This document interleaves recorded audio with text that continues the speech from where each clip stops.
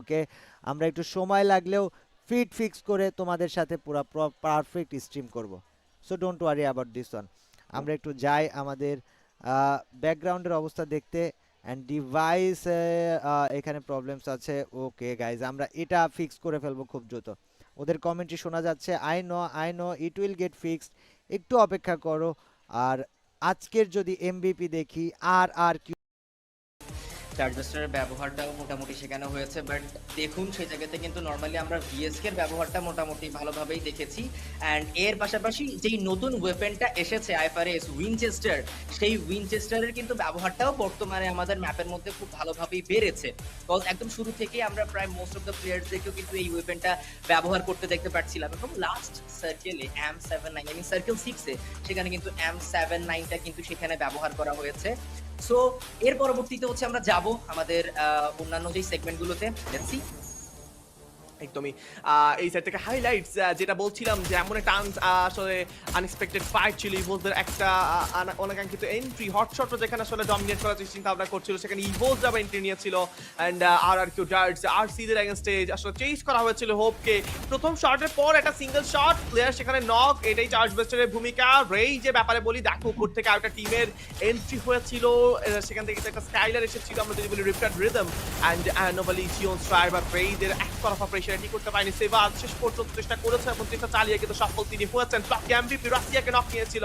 And aim ডটের এই jump শটের পর নোভালি Genoa যে নিজেদের ম্যান পাওয়ার গুলোকে আবার একটু রিকভার করে আনতে পারবে বা ফাইটটা থেকে রিকভার করবে, সেই সুযোগটা আর হয়নি, সেখান থেকে তারা ফিনিশ হয়ে গিয়েছে। অ্যান্ড লেটস সি এই মুহূর্তে কিন্তু আমার কাছে মনে হয় যে এই সাইড থেকে যেভাবে ম্যাচটাকে শেষ করেছেন কিনা লাস্ট পর্যন্ত কিন্তু আর কিউদের জন্য খুবই ভালো গিয়েছে।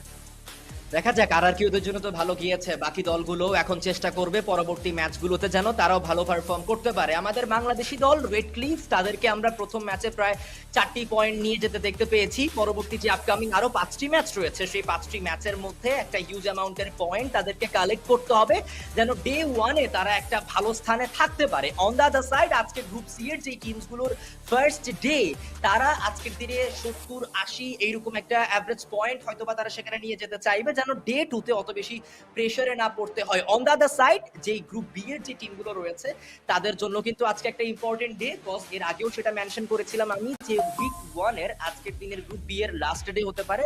উইক 2-তে গিয়ে তারা আরো একবার ম্যাচেস গুলো খেলার সুযোগ পাবে। সো উইক 1-এ যেন তারা একটা রিল্যাক্সিং সিচুয়েশনে থাকতে পারে, দ্যাটস রিজন তাদের একটা ভালো পয়েন্ট প্রয়োজন। তার জন্য হচ্ছে আজকের দিনটা খুবই ইম্পর্টেন্ট। ইতিমধ্যে আমরা ফার্স্ট ম্যাচে এজি গ্লোবালদেরকে দেখেছি, তারা খুব দ্রুত এলিমিনেট হয়েছে, বাট এলিমিনেশন পয়েন্ট তাদের কাছে ছিল। বাট আপকামিং যে ম্যাচেস গুলো, সেখানে দুটো দিক থেকে কিন্তু পয়েন্ট তাদেরকে সিকিউর করতে হবে, সেটা পারে কিনা লেটস সি। একদমই। অ্যান্ড এই মুহূর্তে আসলে দেখতে চাইবো যে নতুন কোন সেগমেন্ট আসছে। ইয়েস, অ্যান্ড আমার গেম স্কেডিউল সেকেন্ড ম্যাপ থাকবে কালাহারি। অ্যান্ড কালাহারি ব্যাপারে যদি বলি আর্টিস্ট, দেখো একটা হাই ভিজের ম্যাপ, সেখানে কিন্তু আমাদের জন্য একটা স্পেশাল গান রয়েছে, হুক গান বা আমরা যেটাকে বলি আসলে গ্রাপলিং, এবং এই গ্রাপলিংটা কিন্তু খুবই কাজের একটা গান, কারণ এই হাই রিচেস গুলো চড়ার জন্য বা উপর থেকে নিচে লাভ দেওয়ার পর ড্রপ ড্যামেজটাকে অ্যাভয়েড করার জন্য কিন্তু আসলে গ্রাপলিং খুবই প্রয়োজন। কনফিনমেন্ট থেকে শুরু করে রিফাইনারি বেস ফ্রন্ট, লিওনদের ব্যাপারে বলি, লিওনদের কিন্তু মাস্ট বি বা ডমিনেট করতে হবে ববসদেরকে, না তো কিন্তু বিপদ পড়বে। রিপ্লাইড রিদম থ্রো করা হয়েছে, গ্রাপলিং এর ব্যবহার, ক্লোজ এন্ট্রি নিয়ে ফেলবেন অলরেডি ববসদের কিন্তু M79 এর যাবে, ডাবল টাইটার ছিল ববসের তরফ থেকে। এই side another charge or 7 versus E1 Esports, আর 7 going for the finish, games king এর নক ছিল এই মুহূর্তে, ক্লোজ এন্ট্রি করার চেষ্টা, লিওন করেছে নক, লিওনের ওয়ান্স এগেইন দ্য নক এই মুহূর্তে থাকবে। জোকার কিন্তু দেখতে পাচ্ছি আমরা 15K, but no chances right now. Oh 7, it's a finish, it's a booyah, booyah, booyah, goes to movie star R7 from Mexico. মেক্সিকোর এই জায়ান্ট টিমটি কিন্তু আজকের দিনে তারা বুয়া সিকিউর করে নিয়েছে। গেমস কিং এর জাস্ট ফেস এক্সপ্রেশনটা একবার লক্ষ্য করুন, উনি কতটা হ্যাপি, কতটা খুশি, এবং নিজের দল আই মিন দলের লোগো দেন দেশের লোগো সবকিছু কিন্তু উনি ওনার জার্সিতে দেখাচ্ছে।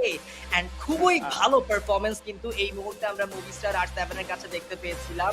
E1রা তারাও সেই জায়গাতে কিন্তু বলছিল যে কি সেখানে কমতি ছিল। অবশ্য ফ্লুক্সের সাথে সেখানে ফার্স্ট যেই ফাইটটা ছিল, সেই ফাইটটারই ভালো একটা অ্যাডভান্টেজ নিয়েছে মুভি স্টার R7রা।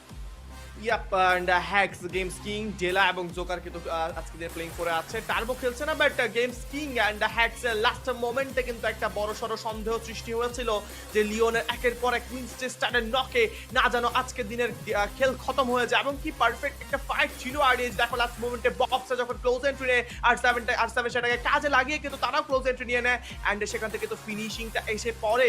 বক্স যখন নক করে সেখানে কিন্তু ইউয়ান বিপদে পড়ে যায়, আর সেভেন সেটাকে কাজে লাগিয়ে ক্লোজে নিলেও কিন্তু লিওনরা কিন্তু কাউকে আসলে ছাড় দেয়নি। অ্যান্ড আমরা এই মুহূর্তে বুইয়ার লাস্ট শটটা দেখতে চাইবো। বুইয়ার লাস্ট শট দেখলে বোঝা যাবে যে কি হয়েছিল একদম আমাদের শেষ মুহূর্তের ফাইটে, কাজ ইউয়ান যেভাবে প্রেসার প্রোভাইড করেছিল। লিওন প্রথম গ্যাপস কিংকে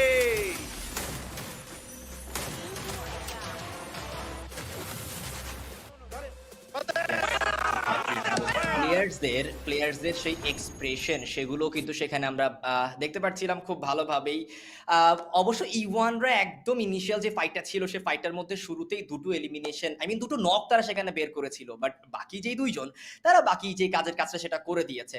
মুভিস্টার R7 আজকের দিনে অন্তত তারা প্রিভিয়াস ডেতে যে ঘাটতিটুকু ছিল স্ট্যান্ডিং এর মধ্যে সেই ঘাটতিটুকু আজকে তারা ফিল আপ করে ফেলতে চাইবে, যেন উইক 2 তে অত বেশি প্রেসারে না পড়তে হয়।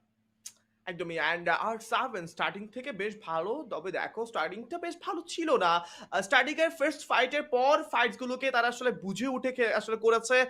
ইভেন তো আমরা যদি বলি আরসিরা যেভাবে আসলে আর সেভেন কে ডমিনেট করেছিল শুরুতে 2-2 স্প্লিটটাকে আসলে ডিসঅ্যাডভান্টেজে কিন্তু চলে গিয়েছিল আমাদের আর সেভেনদের জন্য, এবং আরসিরা সেটাকে কাজে লাগিয়ে কিন্তু একটা ভালো ফিনিশ করেছে। এবং লাস্ট মোমেন্টে 2-2 স্প্লিটের পর দেখো যেভাবে আসলে ডিস্ট্রাকশনটা ইউয়ানের আর সেভেন থেকে চলে গিয়েছে ববসের ওপর। ববসা যেহেতু আসলে সেখান থেকে একটা ব্লকার ছুড়ে দিয়েছে, বা থ্রিল অফ ব্যাটলস যাওয়ার পর